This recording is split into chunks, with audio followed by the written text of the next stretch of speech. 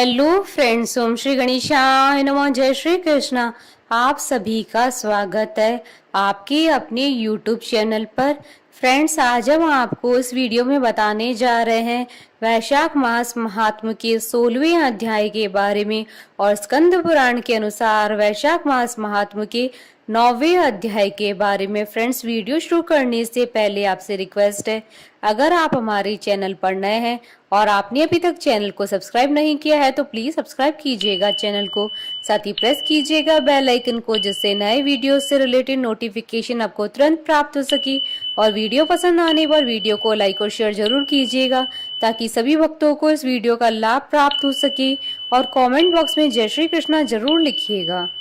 वैशाख मास महात्म सब प्रकार के विघ्नों का नाश करने वाले तथा सारी सृष्टि का पालन करने वाले श्री गणेश जी, ज्ञान की दाता देवी श्री सरस्वती जी तथा सब पुराणों के कर्ता श्री व्यास जी तथा श्री गुरुदेव जी के चरण कमलों में नमस्कार करके भगवान की श्रद्धा और भक्ति रस में डूबे हुए वैशाख मास महात्म की कथा कहती हूँ। अध्याय आरंभ। भगवान विष्णु के स्वरूप का विवेचन, प्राण की श्रेष्ठता, जीवों के विभिन्न स्वभावों और कर्मों का कारण तथा भगवत धर्म। व्याध ने पूछा, ब्राह्मण, आपने पहले कहा था कि भगवान विष्णु की प्रीति के लिए कल्याणकारी भगवत धर्मों का और उनमें भी वैशाख मास में कर्तव्य रूप से बताए गए नियमों का विशेष रूप से पालन करना चाहिए। वे भगवान विष्णु कैसे हैं, उनका क्या लक्षण है, उनकी सत्ता में क्या प्रमाण है तथा वे सर्वव्यापी भगवान किनके द्वारा जानने योग्य हैं। वैष्णव धर्म कैसे है और किससे भगवान श्री हरि प्रसन्न होते हैं। महामते, मैं आपका किंकर हूँ, मुझे ये सब बातें बताइए। व्याध के इस प्रकार पूछने पर शंख ने रोग शोक से रहित संपूर्ण जगत के स्वामी भगवान नारायण को प्रणाम करके कहा, व्याध, भगवान विष्णु का स्वरूप कैसा है यह सुनो। भगवान समस्त शक्तियों के आश्रय, संपूर्ण गुणों की निधि तथा सबके ईश्वर बताए गए हैं। वे निर्गुण, निष्कल तथा अनंत हैं। सच्चिद और आनंद यही उनका स्वरूप है। यह जो अखिल चराचर जगत है, अपने अधीश्वर और आश्रय के साथ नियत रूप से जिसके वश में स्थित है, जिससे उसकी उत्पत्ति, पालन, संहार, पुनरावृत्ति तथा नियमन आदि होते हैं। प्रकाश, बंधन, मोक्ष और जीविका, इन सबकी प्रवृत्ति जहाँ से होती है वे ही ब्रह्मा नाम से प्रसिद्ध भगवान विष्णु है। वे ही विद्वानों के सम्मान्य सर्वव्यापी परमेश्वर है। ज्ञानी पुरुषों ने उन्हीं को ही साक्षात पर ब्रह्म कहा है। वेद, शास्त्र, स्मृति, पुराण, इतिहास, पांच रात्र और महाभारत सब विष्णु स्वरूप है, विष्णु के ही प्रतिपादक है। इन्हीं के द्वारा महाविष्णु जानने योग्य है। वेदों वेद, सनातन देव भगवान नारायण को कोई इंद्रियों से, प्रत्यक्ष प्रमाण द्वारा, अनुमान से और तर्क से भी नहीं जान सकता है। उन्हीं के दिव्य जन्म, कर्म तथा गुणों को अपनी बुद्धि के अनुसार जानकर उनके अधीन रहने वाले जीव समूह सदा मुक्त होते हैं। यह संपूर्ण जगत प्राण से उत्पन्न हुआ है, प्राण स्वरूप है, प्राण रूपी रूप में पिरोया हुआ है तथा प्राण ही चेष्टा करता है, सबका आधारभूत है। यह सूत्र आत्मा प्राण ही विष्णु है, ऐसा विद्वान पुरुष कहते हैं। व्याध ने पूछा, ब्राह्मण, जीवों में यह सूत्र आत्मा प्राण सबसे श्रेष्ठ किस प्रकार है। ऋषि शंख ने कहा, व्याध, पूर्व काल में सनातन देव भगवान नारायण ने ब्रह्मा आदि देवताओं की सृष्टि करके कहा, देवताओं, मैं तुम्हारे सम्राट के पद पर ब्रह्मा जी की स्थापना करता हूँ, यही तुम सबके स्वामी हैं। अब तुम लोगों में जो सबसे अधिक शक्तिशाली हो उसे तुम स्वयं ही युवराज के पद पर प्रतिष्ठित करो। भगवान के इस प्रकार कहने पर इंद्र आदि सब देवता आपस में विवाद करते हुए कहने लगे, मैं युवराज होऊंगा, मैं होऊंगा। किसी ने सूर्य को श्रेष्ठ बताया और किसी ने इंद्र को। किन्हीं की दृष्टि में कामदेव ही श्रेष्ठ थे। कुछ लोग मौन खड़े ही रहे, आपस में कोई निर्णय होता न देख भगवान नारायण के पास पूछने के लिए गए और प्रणाम करके हाथ जोड़कर बोले, महाविष्णु, हम सब ने अच्छी तरह से विचार कर लिया, किंतु हम सब में श्रेष्ठ कौन है यह हम अभी तक किसी प्रकार निश्चय न कर सके। अब आप ही निर्णय कीजिए। तब भगवान विष्णु ने हंसते हुए कहा, इस विराट ब्रह्मांड रूपी शरीर से जिसके निकल जाने पर यह गिर जाएगा और जिसके प्रवेश करने पर पुनः उठकर खड़ा हो जाएगा, वही देवता सबसे श्रेष्ठ है। भगवान के ऐसा कहने पर सब देवताओं ने कहा, अच्छा ऐसा ही हो। तब सबसे पहले देवेश्वर जयंत विराट शरीर के पैर से बाहर निकला। उसके निकलने से उस शरीर को लोग पंगु कहने लगे, परंतु शरीर गिर न सका। यद्यपि वह चल नहीं पाता था तो भी सुनता, पीता, बोलता, सूंघता और देखता हुआ पूर्ववत स्थिर रहा। तत्पश्चात गुह देश से दक्ष प्रजापति निकलकर अलग हो गए। तब लोगों ने उसे नपुंसक कहा, किंतु उस समय भी वह शरीर न गिर सका। उसके बाद विराट शरीर के हाथ से सब देवताओं के साथ राजा इंद्र बाहर निकले। उस समय भी शरीर पात नहीं हुआ। विराट पुरुष को सब लोग हस्तहीन अर्थात लूला कहने लगे। इसी प्रकार नेत्रों से सूर्य निकले। तब लोगों ने उसे अंधा और काना कहा। उस समय भी शरीर का पतन नहीं हुआ। तदंतर नासिका से अश्वनी कुमार निकले, किंतु शरीर न गिर सका। केवल इतना ही कहा जाने लगा कि यह सूंघ नहीं सकता। कान से अधिष्ठात देवियां दिशाएं निकली। उस समय लोग उसे बधिर कहने लगे, परंतु उसकी मृत्यु नहीं हुई। तत्पश्चात जिह्वा से वरुण देव निकले। तब लोगों ने यही कहा कि यह पुरुष रस का अनुभव नहीं कर सकता, किंतु देहपात नहीं हुआ। तदंतर वाक इंद्रिय से उसके स्वामी अग्निदेव निकले। उस समय उसे गूंगा कहा गया, किंतु शरीर नहीं गिरा। फिर अंतःकरण से बोध स्वरूप रुद्र देवता अलग हो गए। उस दशा में लोगों ने उसे जड़ कहा, किंतु शरीर का पात नहीं हुआ। सबके अंत में उस शरीर से प्राण निकला। तब लोगों ने उसे मरा बतलाया। इससे देवताओं के मन में बड़ा विस्मय हुआ। वे बोले, हम लोगों में से जो भी इस शरीर में प्रवेश करके इसे पूर्ववत उठा देगा, जीवित कर देगा, वही युवराज होगा। ऐसी प्रतिज्ञा करके सब क्रमशः उस शरीर में प्रवेश करने लगे। जयंत ने पैरों में प्रवेश किया, किंतु वह शरीर नहीं उठा। प्रजापति दक्ष ने गुहा इंद्रियों में प्रवेश किया, फिर भी वह शरीर नहीं उठा। इंद्र ने हाथ में, सूर्य ने नेत्रों में, दिशाओं ने कान में, वरुण ने जिह्वा में, अश्वनी कुमार ने नासिका में, अग्नि ने वाक इंद्रिय में तथा रुद्र ने अंतःकरण में प्रवेश किया, किंतु वह शरीर नहीं उठा। सबसे अंत में प्राण ने प्रवेश किया। तब वह शरीर उठकर खड़ा हो गया। तब देवताओं ने प्राण को सब देवताओं में श्रेष्ठ निश्चित किया।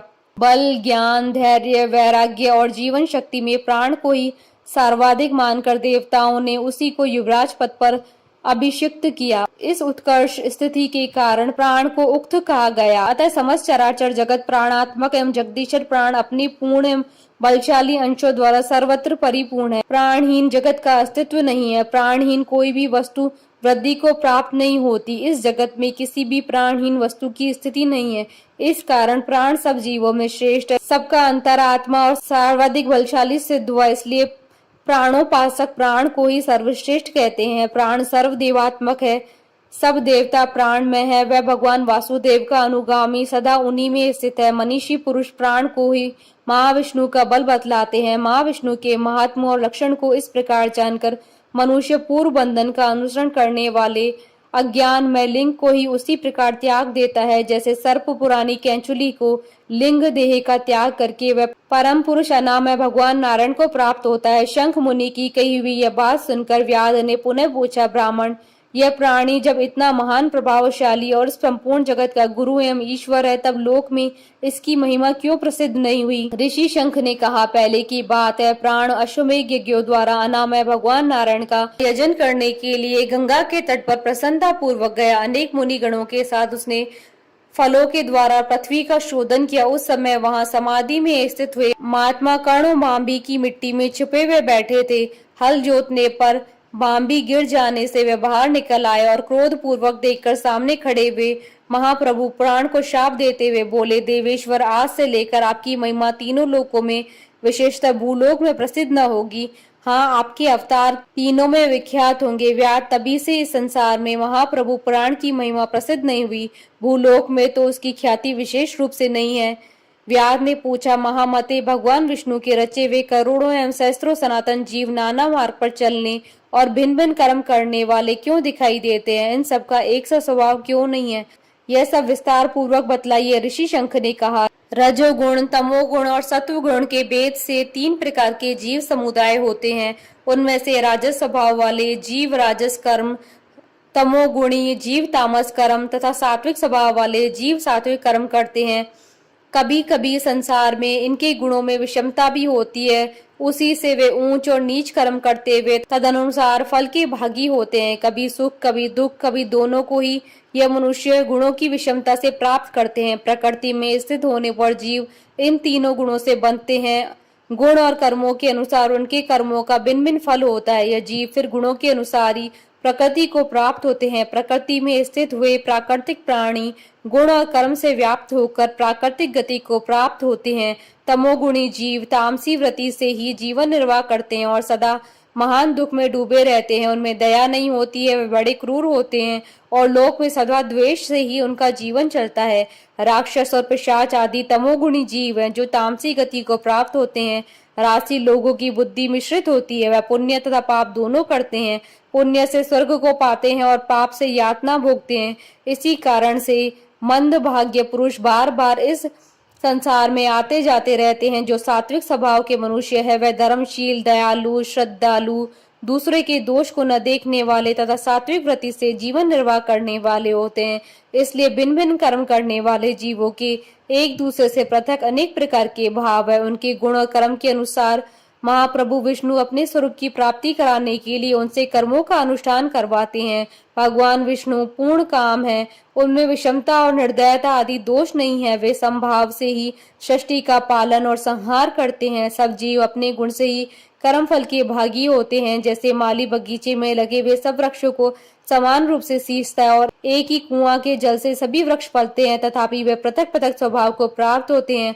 बगीचा लगाने वाले में किसी भी प्रकार विषमता और निर्दयता का दोष नहीं होता है। देवादिदेव भगवान विष्णु का एक निमेष ब्रह्मा जी के एक कल्प के समान माना गया है। ब्रह्मा कल्प के अंत में देवादिदेव शिरोमणि भगवान विष्णु का उन्मेष होता है, अर्थात वे आंख खोलकर देखते हैं तब एक निमेष रहता है, तब तक प्रलय है। निमेष के अंत में भगवान अपने उदर में स्थित संपूर्ण लोकों की सृष्टि करने की इच्छा करते हैं। सृष्टि की इच्छा होने पर भगवान अपने उदर में स्थित हुए अनेक प्रकार के जीव समूहों को देखते हैं। उनकी कुक्षी में रहते हुए भी संपूर्ण जीव उनके ध्यान में स्थित होते हैं, अर्थात कौन जीव कहाँ किस रूप में है इसकी स्मृत भगवान को सदा बनी रहती है। भगवान विष्णु चतुर्वय स्वरूप है। वे उन्मेष काल के प्रथम भाग में ही चतुर्व्य रूप में प्रकट हो व्यूगामी वासुदेव स्वरूप से महात्माओं में से किसी को सायुज्य साधक तत्व ज्ञान, किसी को सारूप्य, किसी को सामीप्य और किसी को सालोक्य प्रदान करते हैं। फिर अनिरुद्ध मूर्ति के वश में स्थित हुए संपूर्ण लोकों को वे देखते हैं, देखकर उन्हें प्रद्युम्न मूर्ति के वश में देते हैं और सृष्टि करने का संकल्प करते हैं। भगवान श्री हरि ने पूर्ण गुण वाले वासुदेव आदि 4 व्यूहों के द्वारा क्रमशः माला, जया, कृति और शांति को ही स्वयं स्वीकार किया है। उनसे संयुक्त चतुर्भात्मक महाविष्णु ने पूर्ण काम होकर भी भिन्न भिन्न कर्म और वासना वाले लोगों की सृष्टि की है।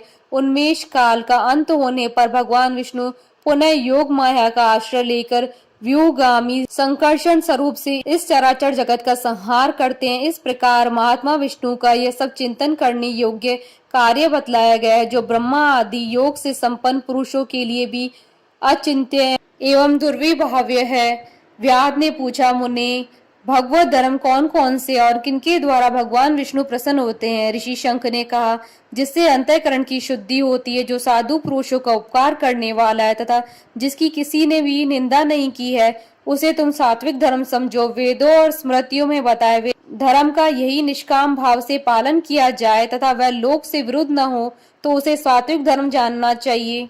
वर्ण और आश्रम विभाग के अनुसार जो 4 प्रकार के धर्म है वे सभी नित्य, नैमित्तिक और काम्य भेद से 3 प्रकार के माने गए हैं। वे सभी अपने वर्ण और आश्रम के धर्म जब भगवान विष्णु को समर्पित कर दिए जाते हैं तब उन्हें सात्विक धर्म जानना चाहिए। वे सात्विक धर्म ही मंगलमय भगवत धर्म है। अनन्य देवताओं की प्रीति के लिए सकाम भाव से किए जाने वाले धर्म राजस माने गए हैं। यक्ष, राक्षस, पिशाच आदि के उद्देश्य से किए जाने वाले लोक निष्ठुर, हिंसात्मक, निंदित कर्मों को तामस धर्म कहा गया है। जो सत्व गुण में स्थित वो भगवान विष्णु को प्रसन्न करने वाले शुभ कारक सात्विक धर्मों का सदा निष्काम भाव से अनुष्ठान करते हैं, वह भगवत अर्थात विष्णु भक्त माने गए हैं।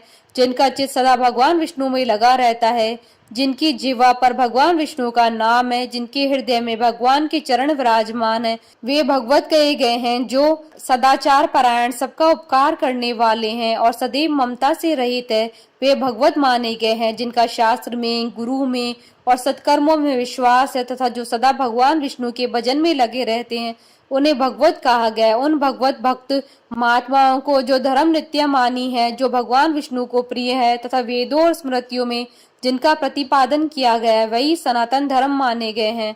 जिनका चित्त विषयों में आसक्त है, उनका सब देशों में घूमना, सब कर्मों को देखना, सब धर्मों को सुनना कुछ भी लाभकारक नहीं है।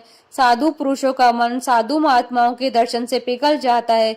निष्काम पुरुषों द्वारा श्रद्धा पूर्वक जिसका सेवन किया जाता है तथा जो भगवान विष्णु को सदा ही प्रिय है वह भगवत धर्म माना गया है। भगवान विष्णु ने क्षीर सागर में सबके हित की कामना से भगवती लक्ष्मी को दही से निकले हुए मक्खन की भांति सब शास्त्रों के सारभूत वैशाख धर्म का उपदेश किया है। जो दंभ रहित होकर वैशाख मास के व्रत का अनुष्ठान करता है वह सब पापों से रहित हो सूर्य मंडल को भेद कर भगवान विष्णु की योगी दुर्लभ परम धाम में जाता है। इस प्रकार द्विज श्रेष्ठ शंख के द्वारा भगवान विष्णु के प्रिय वैशाख मास के धर्मों का वर्णन होते समय वह 5 शाखाओं वाला वट वृक्ष तुरंत ही भूमि पर गिर पड़ा और उसके खोखले में एक विकराल अजगर रहता था। वह भी पाप योनि में शरीर को त्याग कर तत्काल दिव्य स्वरूप हो मस्तक झुकाए शंख के सामने हाथ जोड़कर खड़ा हो गया। इति श्री स्कंद पुराण महात्म का 9वां अध्याय संपन्न हुआ। बोलिए भगवान विष्णु की जय, सनातन धर्म की जय। हमारे साथ इस वीडियो में अंत तक बने रहने के लिए आपका धन्यवाद। ओम श्री गणेशाय नमः। जय श्री कृष्णा।